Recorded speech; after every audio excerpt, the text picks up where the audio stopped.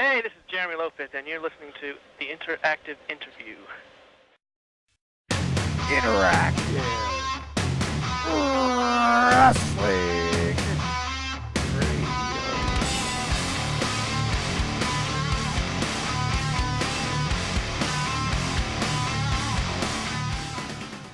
Hello, everybody, and welcome to another edition of The Interactive Interview on theinteractiveinterview.com, courtesy of ProWrestling.com.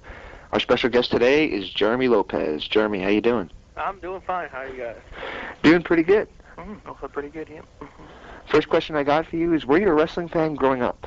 Was I a wrestling? Of course, I was a wrestling fan growing up. I liked, pretty much, I'm trying to think, Savage, Steamboat, a lot of Four Horsemen, Dynamite Kid, just everybody, pretty much. I didn't have, like, a favorite. I just like guys who can work, I guess. Those are my favorites. Okay, so what led to you deciding to become a wrestler? I guess from what got me hooked was Savage and Steamboat. WrestleMania 3. That feud there when they did the same with the his throat. Right. That's got me hooked. So I just started watching it from there, and then ever since that, every Saturday I'd watch WWF. I wouldn't miss NWA and stuff like that. So I just started, from there, I'd follow it on the internet. I'd do everything possible. And then I decided that's what I wanted to do. One of your trainers was Dean Malenko. How did you enjoy working with Dean, and what was he like in person? Dean's great. That was probably the best place that he could go to when I was around. It was open for a long time, and I started there in like 1996, right after I graduated high school. And it was either going to be there or a place up in Minnesota. And I was like, which should I go through? I researched it a lot and asked a lot of guys back where they trained at and who was the best place to go, and they all referred me to Malenko School. Reading up on you at your official website, jeremylopez.net, I saw that on your bio page you once mentioned that you went by Superstar Jeremy Lopez, which was a rib something to do with Jet Jaguar. Could you elaborate at all? There was this company, GCW, and it was just starting out in, I'd say, 97, 98. And it was actually pretty good. It had TV, had good money backers, and one time, I guess the announcer came up to me like, "What's your name?" And I was like, I just used Jeremy Lopez, Jet Jaguar. I'm like, come on, buddy, you gotta use something different. Just try Superstar. Just call him Superstar. I'm like, no, don't do that. Eventually that's what happened. He put it down as Superstar Jeremy Lopez. But that didn't last too long. I hope. One of our long-term listeners, Shane Cooper, is a huge Creed fan. He'd like to know, he read that you like Creed, and why is that, and what other sort of music are you into? Creed, yeah, I'm definitely a big Creed fan. I went 2 or 3 of their concerts. What kind of music? I like Three Doors Down. I like variety, stuff like that. On July 11th, 1999, you had a dark match with WCW at Bash at the Beach, in which yourself and Tony Mamaluke faced off against Jet Jaguar and Jamie Noble. What memories do you have of that match? That was like one of the greatest moments in my career thus far. That was one hell of a tag match, actually. We just went in there with a bunch of nobodies. Nobody knew who we were, and all of us put together this great match. At the end, we had the whole arena, up on their feet until the finish. We did that on the pay-per-view and then the next night on Nitro. After that match, you guys got contracts with WCW. How much of that would you attribute to Chris Kanyon? He gets 100%. He's the one that scouts us out. I found out he was looking for guys, and I sent my tape up to his house. He looked at it and called me back. He's like, "Sure, we'll have you and Jet." And then he called me back about 10 minutes later and asked me about Jamie and Tony Mamaluke. Talking of Jamie Noble, of course, he's now on the WWE contract. How do you feel WWE using Noble, and do you have yourself aspirations to work there one day? Oh, I hope to work there. I just worked there last 2 weeks ago on Sunday Night Heat, and I did a dark match. Mm-hmm. Yeah, I hope to go there. I want to be with Jamie. We grew up in this business together. I like being there and talking business with him. But one day I hope to be there. And as far as how they're using them, I don't think they're using them right. I think that they're giving a lot of comedy stuff to him. Yeah, he's funny to a point, but he's also a great wrestler. And he needs to be used like a serious style, I believe, instead of a comic role. You were released by WCW in 1999, and then you were brought back to do some Saturday night shows. Why were you released in the first place? I guess since Eric Bischoff was out of office, he brought us in as like he had some project for us. But since he left, and they're like, well, we're small, we cruiserweight, there's a lot of guys here, business is down. They didn't really give us a reason. They just walked all four of us in the room and say, guess what, guys, we're going to have to release you and see you later. How did you feel about the WCW Saturday Night Show? At the end, it seemed to become more of an enhancement show than anything else. I loved it. It was like a bunch of young guys having fun out there just doing matches. We weren't really part of storylines. We just wanted to go out and have good matches. So everybody, there was no like egos in there, stuff like that. You're a mainstay in NWA Wildside, holding the Wildside Junior Heavyweight Championship twice. What are some of your main highlights and memories from Wildside? Wildside, I've been there a long time. Junior titles, I got that after I returned from Osaka Pro the first time. Bill Barons came up to me and I talked to him about, let's put the belt on me. I like to work as a heel, and I noticed up there they didn't have too many heels that were cruiserweights, and I always liked Eddie Guerrero as a heel. So I just based off that, and I was like, well, we'll see how long I can go for it. So I took that belt, and for the longest time, I'd come out and I'd get really good heel heat out of nowhere, just as soon as I walked out. So I just kept it as long as possible until a babyface came up that was getting a pretty good pop. And that happened to be Slim J. But I always had great matches there with Jimmy Rave, Slim J, Todd Sexton. All the juniors there are real good. What is your opinion of guys that broke out of Wildside and now got jobs with TNA like AJ Styles? AJ, I really don't. I've never really been close to AJ Styles. Never really talked to him too much. As far as TNA goes, we've done a couple shots together to ROH one time, but our styles really are not the same. He's more of an RVD, and I'm more of a Malenko style. But I've really never even wrestled him too much. I think I wrestled him once in a tag.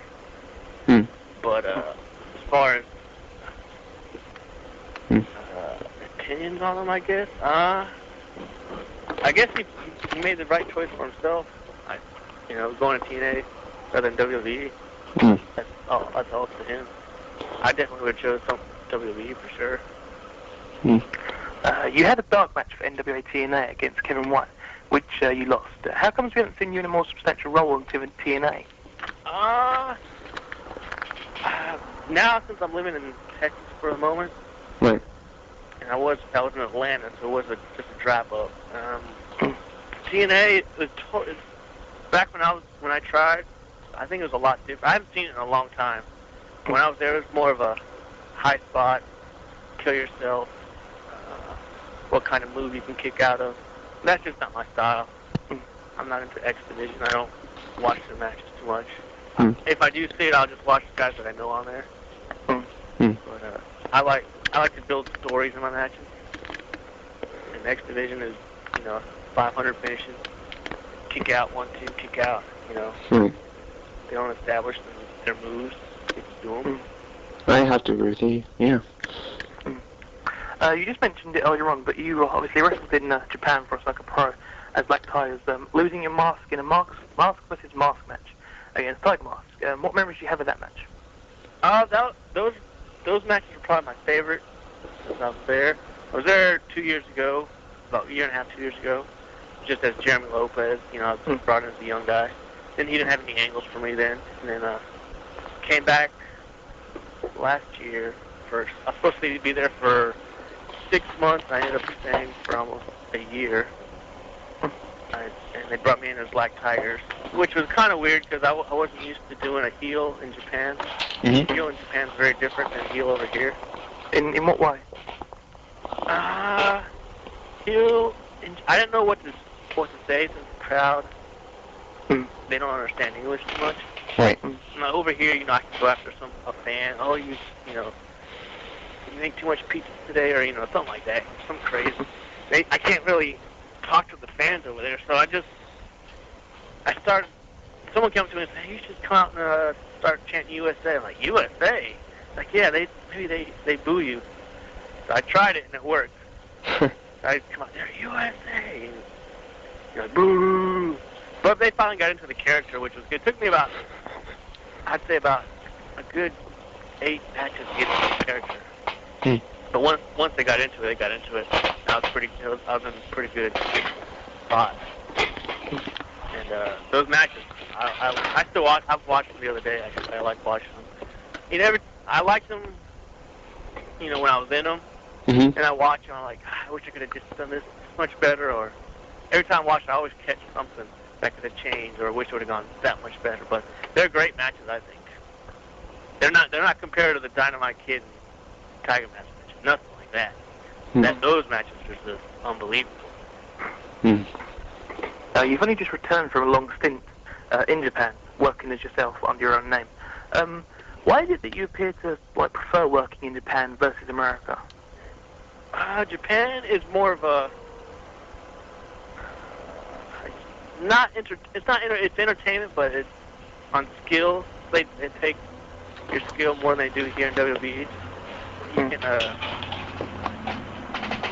over there you don't have to have tremendous body to get over the fans. They appreciate the work. And over here, if you gotta look like $1 million, you can get a job pretty quickly. What were some of the highlights of the most recent trip to Japan? Highlights? Let's see. Actually, I did it after Osaka was finished. I did a tour with All Japan. That's where I've been wanting to go for the longest. When I started training at Malenko's, there's either New Japan or All Japan. I think I could try to get into. Is Muda still in charge over there, or? Yeah, Muda's still. Oh, okay. He's still All Japan. He's the president.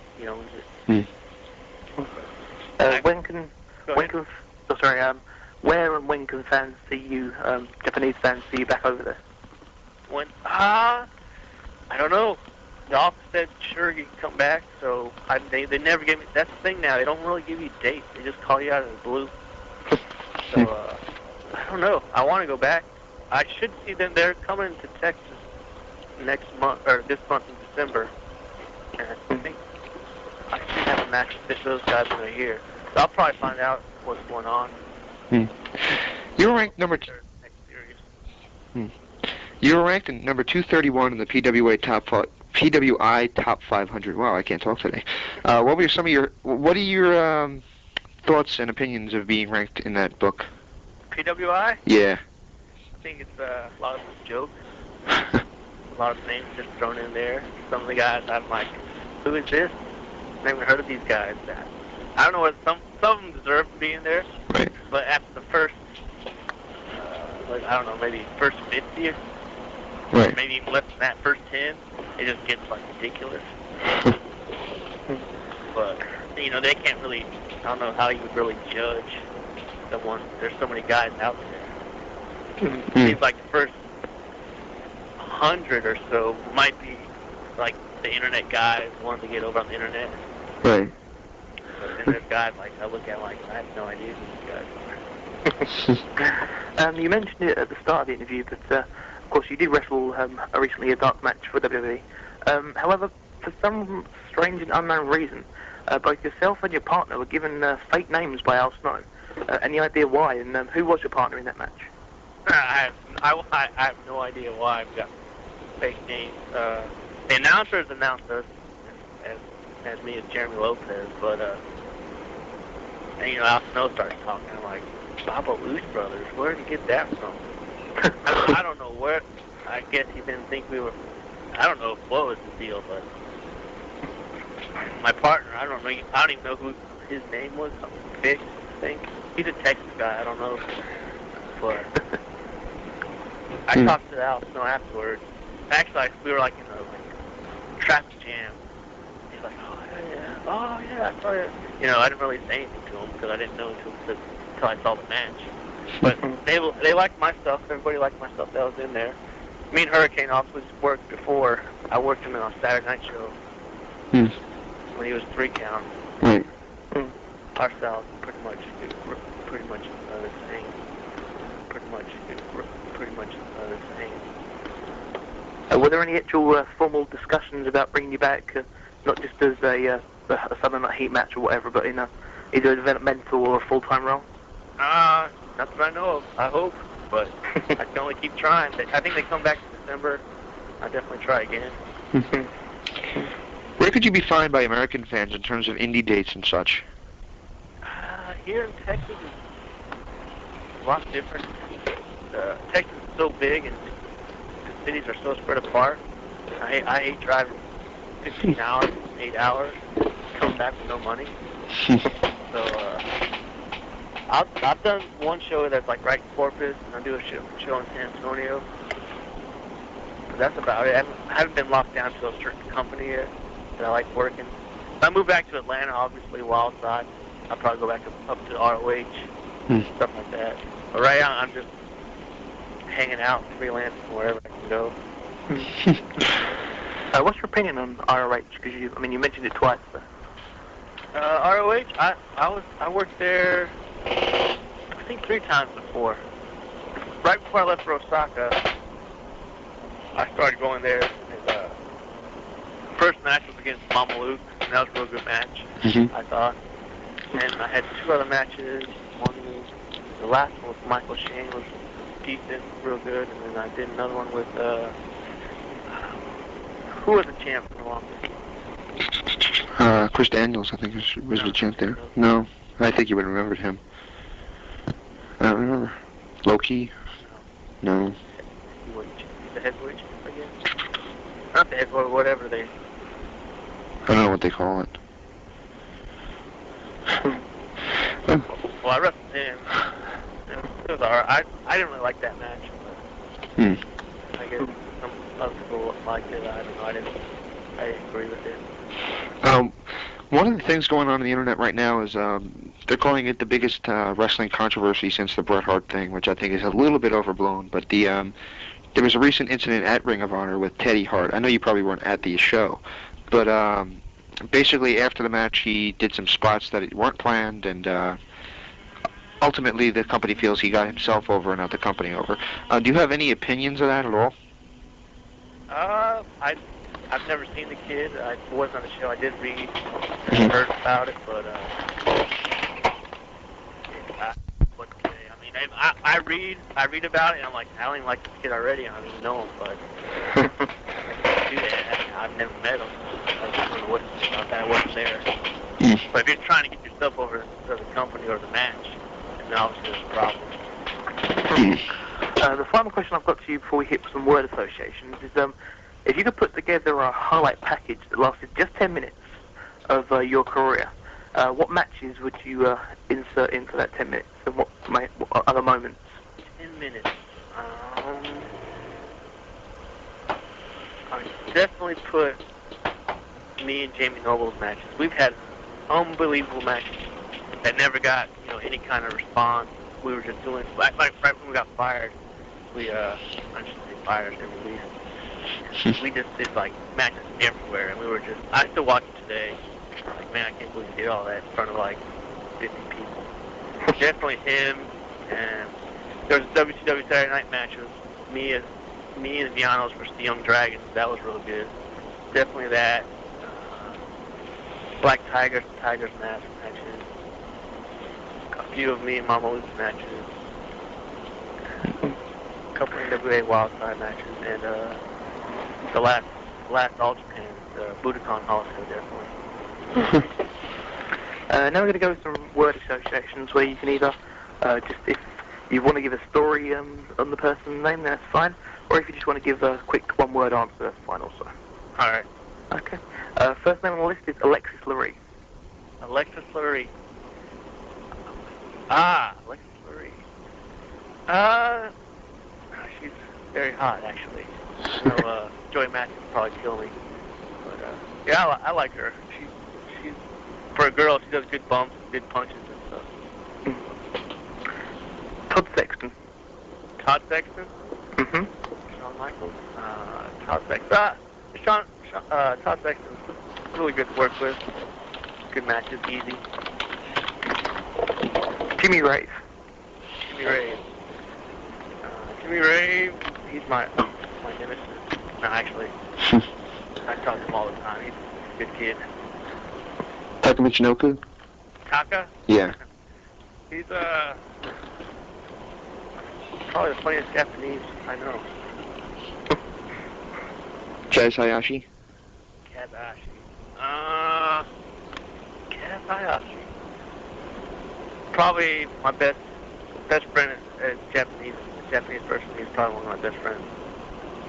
Jet Jaguar. Jet Jaguar. He is now, I think, retired. We started out together. I always keep in touch. It's crazy. Yeah, you want to take the next one? Jamie Noble. Jamie Noble. He is probably the best cruiserweight in the world. Tony Mamaluke.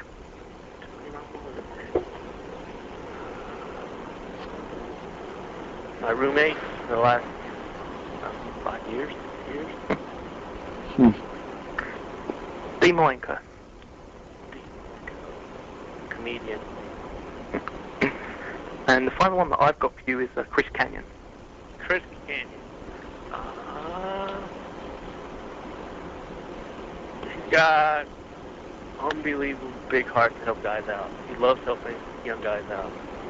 He doesn't have to, but he still does. I owe $1 million. And finally, do you have any messages for your fans, and do you have a website that you can promote as well? Yeah, just keep watching, and my website is www.jeremylopez.net for the news, and yeah, hopefully is that where fans can find out more information about should you be returning to Japan and bookings and stuff like that? Yes, if anybody out there wants to book me anywhere, England, Australia, I don't care where, just contact me there. Excellent. Excellent. Thank you so much for this interview. We thank you so much for your time, and stay tuned for more from the interactive interview. Enjoying what you're hearing? Be sure and check out WrestlingEpicenter.com on social media at Facebook.com/WrestlingEpicenter, on Twitter at James Epicenter, and of course, WrestlingEpicenter.com for 24-hour news updates, our interview archives, and all the other information you've come to expect from the Wrestling Epicenter. This is Chaz Taylor, and you're listening to Interactive Wrestling Radio.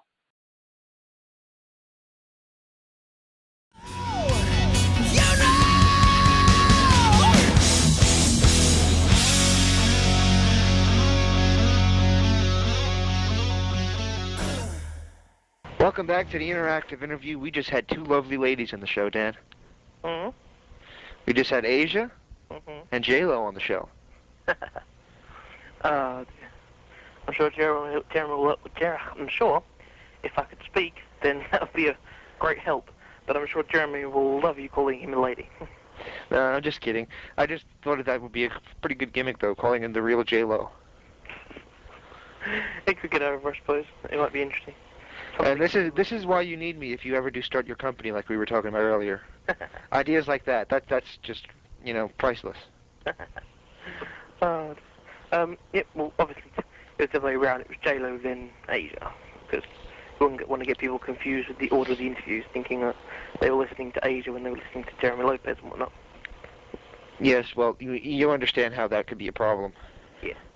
You can have a hear. It's contagious. Yep.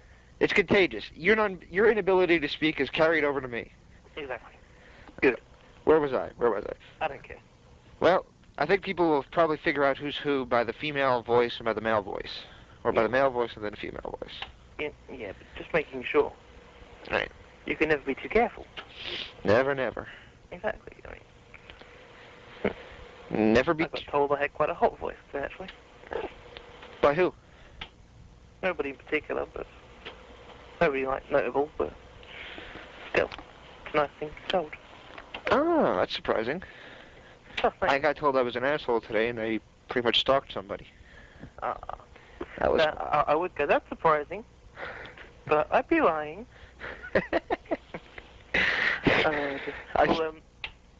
Yeah, okay. We'll run it like this. I'll talk about Jeremy's interview, then you can talk about Aiden's interview. Okay. Okay.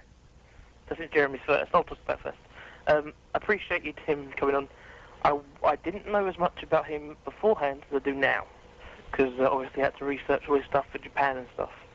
And I was painstakingly trying to get the questions into chronological order, so that we had stuff about him being Jeremy Lopez first, and then his stuff that he did before he went to Japan the first time as Jeremy Lopez, and then the stuff he did as Black Tigers, which during my research I found out that it's Black Tigers with an S on the end, not Black Tiger, aka El Dandy on people, whoever are doing that gimmick nowadays. But Black Tigers, and he's still got the Black Tigers stuff. So for any indie bookers do want to book Jeremy, or when we start our own company. Or when we start our own company. Yeah, or when we do that, whatever. Jeremy can be booked as Black Tigers, so... Now, let me ask you this. FYI. How has he pluralized himself? Pardon? How does he pluralize himself? Pluralize? Okay. Still doing it on Rob Van Dam. Stop trying to confuse me. Okay. Do you know what that word means? I don't have a clue. Okay. Have you ever seen the movie Airheads? Never in my life. It's a movie about a band that attacks a radio station to get their song played. And they call themselves the Lone Rangers. Right. Now, do you see a conflict in interests there? Lone implying one, Rangers being more than one. Yes, I get you. If your name is Black Tigers, that implies that you're more than one person. Mm-hmm. So, how does he pluralize himself? Oh, pluralize. God, I get it now. Jeez. I don't know. Maybe it's a Japanese thing. Maybe over there it means something different. Okay. Or maybe it's just like tigers, just like the name Tigers. Maybe it's just a gimmick name. Maybe it's not meaning to be more than one Black Tiger. Do you see what I mean? Not a clue. But I think we better drop it because we could spend about an hour on this. We probably could. Yes, we could. Which probably wouldn't be good. No, I don't think anybody would listen. I think after about a couple minutes of this, they're going to click the stop button. Yeah. It wouldn't surprise me. I mean, you're talking quite a bit, so it wouldn't surprise me. Yes. You're not the one with the hot voice. That's me. Apparently. Actually, that's about the only positive thing about my physical or, package. That did not sound good. That's the only good thing about me. Oh, my, Dan. See? I made Daniel laugh. Sorry. Now take a bow. Okay. Now, just say, this is about the only thing about me that people like is my voice. That's great, isn't it? Not your personality. No. Like Seriously, I've met people online that like, and when I meet them in person, like, oh, I love your voice. I'm like, what about the rest of me? They don't say nothing, so I'm just like, but they love my voice. So. Oh, well, you have a very lovable voice. Thank you. Which I love too. Aw, thank you, Daniel. No. I said love too.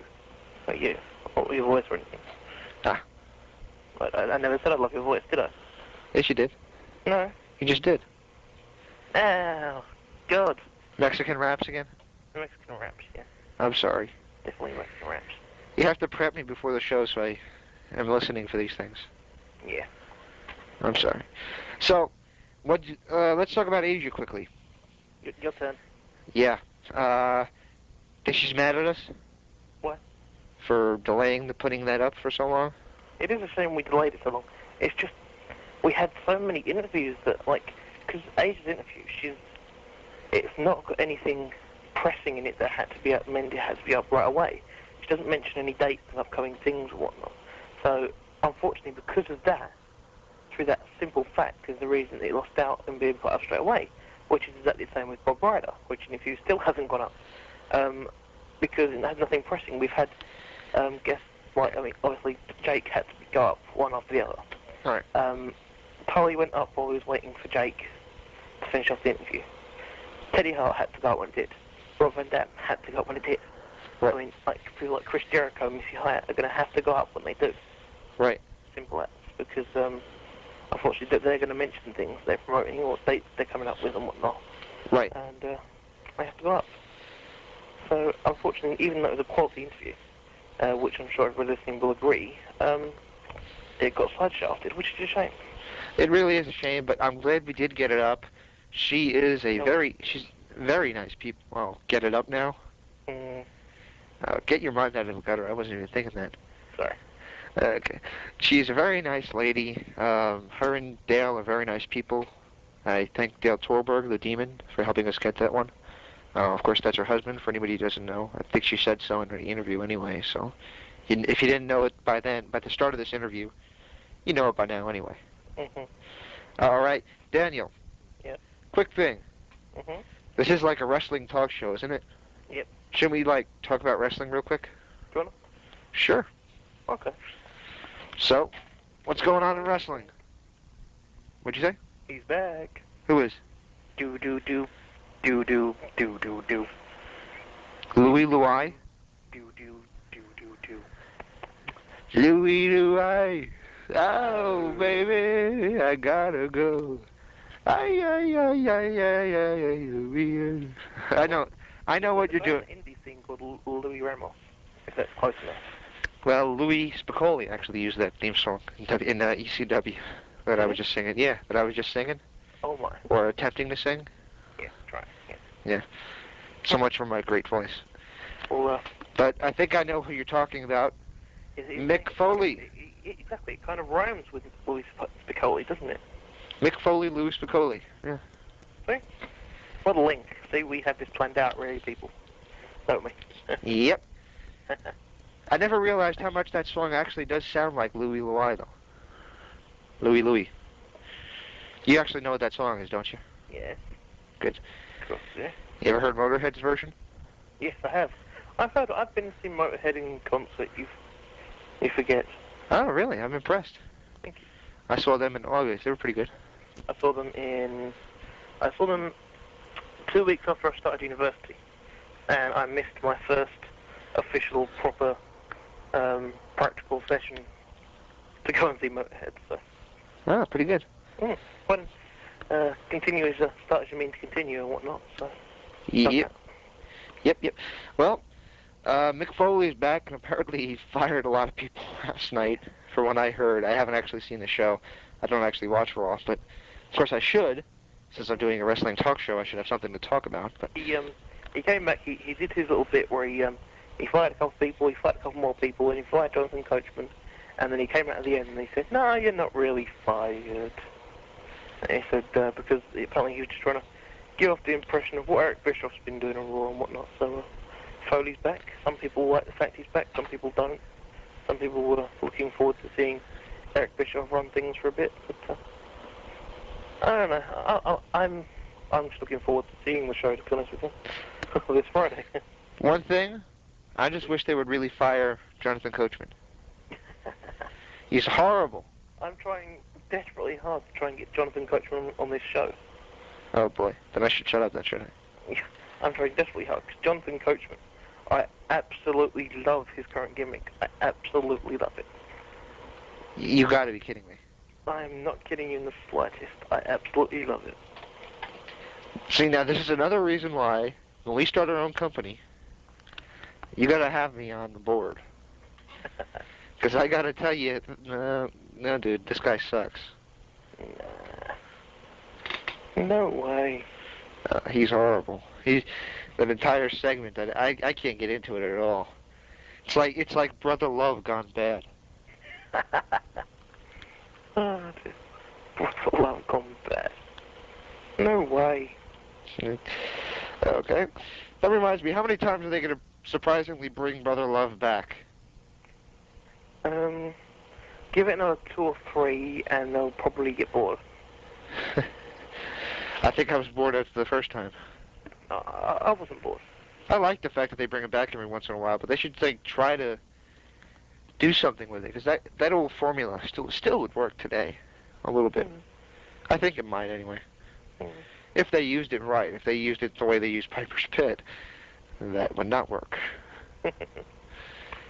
I'm just looking forward to seeing the real Undertaker come back, because that's definitely something that's going to work nowadays. Yeah.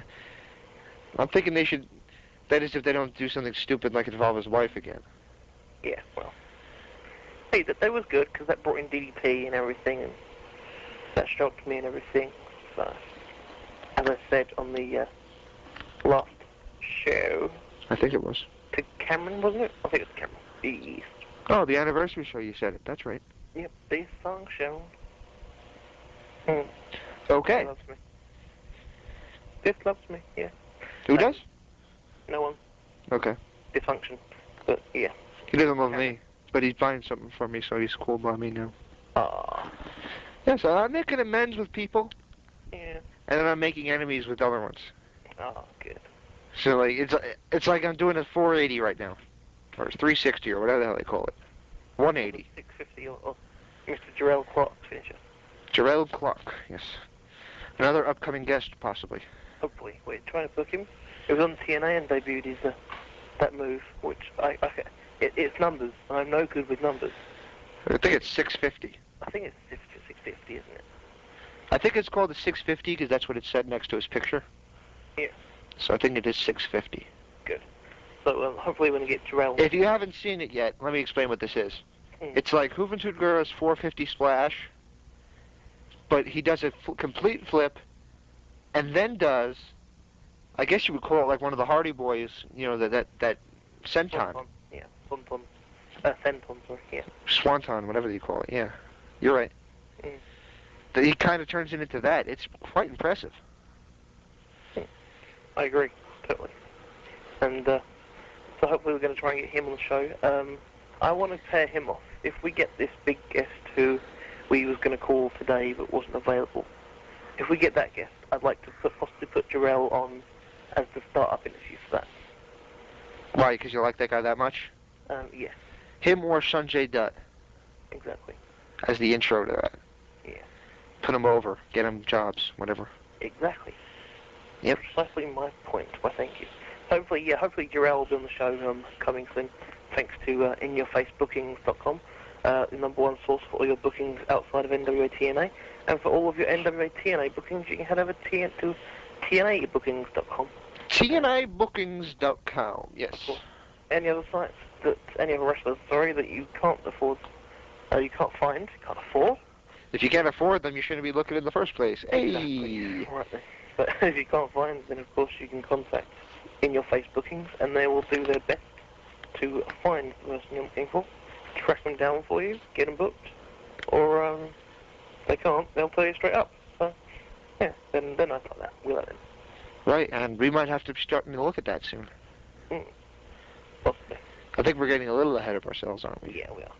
Okay. Maybe in the next couple of years, anyway. Yeah, I know. Speaking of upcoming guests, of course, we've now almost, kind of nearly, a tiny bit, touching wood here, tied down Chris Jericho to the time, almost. Yes, we have. Sort of. Yes. Not 100%, it's barely 50%, but it's pretty much a time. So hopefully we'll have Chris on the show coming soon.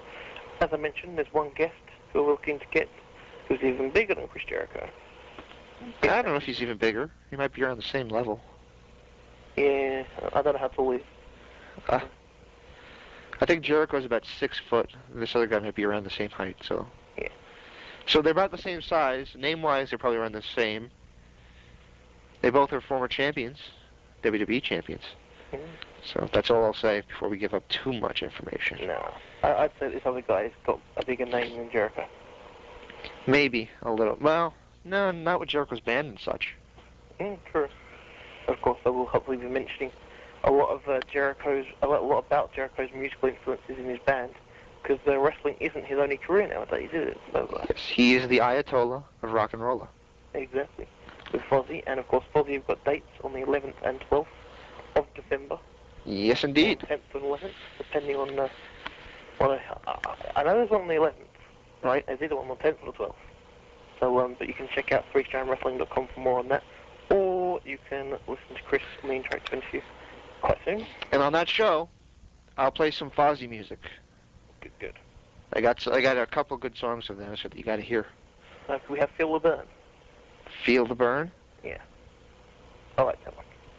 You'll have to send me that one. You mean you haven't heard it? No. Ooh. I have the album. I have the second one. I don't have the live one. I don't. It might be on there. If it is, I wouldn't know. It didn't stick in my mind. I like Free Will Burning. Ever hear that one? Nope. I've heard one song by them that I remember by name. I've got 6 downloaded, or 6 on CD. I think it is. No, I don't know. I've heard 6. Put it that way. The only one that I constantly remember is Feel the Burn. Okay. So that's Jericho and Fozzy. Hear more from them soon. And of course, hopefully we've got coming up CM Punk and Steve Corino, hopefully. And with luck and with promise, Missy Hyatt as well. Missy Hyatt, yes. But we also have recorded an interview with Father James Mitchell. Father... Yeah, that was bad. The karaoke star, Father James Mitchell. Yes. Yeah, you got to hear... I'm throwing something at the end of this. If anybody listening now, I want you to listen to the end of Father James Mitchell after our recap. I'm throwing in a little segment before we started recording. That was just too hysterical not to use. I was listening to it today, and I'm like... Before we started recording? That doesn't make sense. Well, before we officially started the interview, I hit record, and he was doing an old lady's voice, doing something, and, well, you'll hear it. It's just something you got to hear. It's just hysterical. And of course, James Mitchell is one of the funniest, open, normal, relaxed, laid-back guys. He really is. Yeah, and the funniest thing he said that had me laughing. So I was watching the TV, and I cut a piece of skin off Raven's head, and then my wife comes with Stouffer's lasagna. Uh-oh. I knew exactly where he was going with it, and I just started laughing. It's one of the 3 times on this show that I've lost my composure completely. That I just started giggling my head off. Oh, 'cause you're a little schoolgirl, aren't you? Yes. I can name him right now. Bobby Heenan, when he said about Kimberly falling out of the car. She's never been in the front seat before. That struck me hysterical. Second time was when Jake Roberts said the thing about Lex Luger being a killer. And this time with the lasagna. Exactly. I could have told you that as well. Yep. So, we got a lot of good stuff coming. We should wrap this up real soon. Indeed, we should. We should wrap it up now. Right now. Well, anything coming up on TNA or what? TNA, I don't care. You know more about it than me. I still don't get it. Even though the wrestling channel's debuting over here soon. Again, let me throw this out there too. I opened a thread on the forums looking for anybody to tape the WCW Classic show for me over in England. Or if you can tell me if it's on in America. I don't think it is. Nope, it's not. Well, if you could do me a favor and tape it up over there, I'd be willing to trade. Do you know what I'd suggest you do? What? I'd email into... I can't remember if it's the guys on One Wrestling or I think it's the guys on Wrestling Observer. They're quite good, like Dave Meltzer. He puts in, on his news posts, he puts in requests. A little note when if you say you want something recorded or something. Just so-and-so is looking for someone to tape shows, so-and-so and so-and-so. Or, if I were you, I'll give you the email address of the guy who does the recap for it. Excellent. But that challenge still is open. If anybody over in the UK would like to tape this for me and help me out, I'd be greatly willing to trade. If you check out 3swforums.com over in the auctions and merchandise area, you can check out my list of stuff. I'd be willing to trade any of that for you. I really love classic WCW stuff. I like classic WWF, but I'd rather see classic WCW. So if the show is classic WCW or WCW Classics, as they said it is, I'd like anything that has to do with that. It is at the moment, yeah, it is. Then I'd like that. Okay. Well, I better wrap this up because I've just realised I have like a little outline of dirt on the outside of my hand that I want to go and get rid of. All right. Well, never say the interactive interview isn't dedicated unless we have dirt on our hands. Yeah. We get dirty for you, but then we have to really go clean it up. This would be the perfect time to start singing Christina Aguilera. Gonna get dirty. Do do do do do do do do. This is so much today. This is the sound of me ignoring you. Okay. Okay. Okay. Good. Well, since we mentioned it, how about I play a little Louie Louie? Go on. A little Motorhead. How about that? Okay. We can get along with that. Okay. Let's go to Louie Louie. McFoley. On the interactive interview. Yeah. Soon, hopefully, when this next Children's book comes out. Yeah. Well, yeah. Stay tuned. Yeah. Yeah. Well, don't stay. Yeah. Listen to this song, and then you don't have to stay tuned anymore. And you can just go and listen to the ones that are in the archives on the interactiveinterview.com, or you can just wait and get the next one or whatever. And, hopefully, have fun in between and safe walk. Live long and prosper. That's the one. There you go.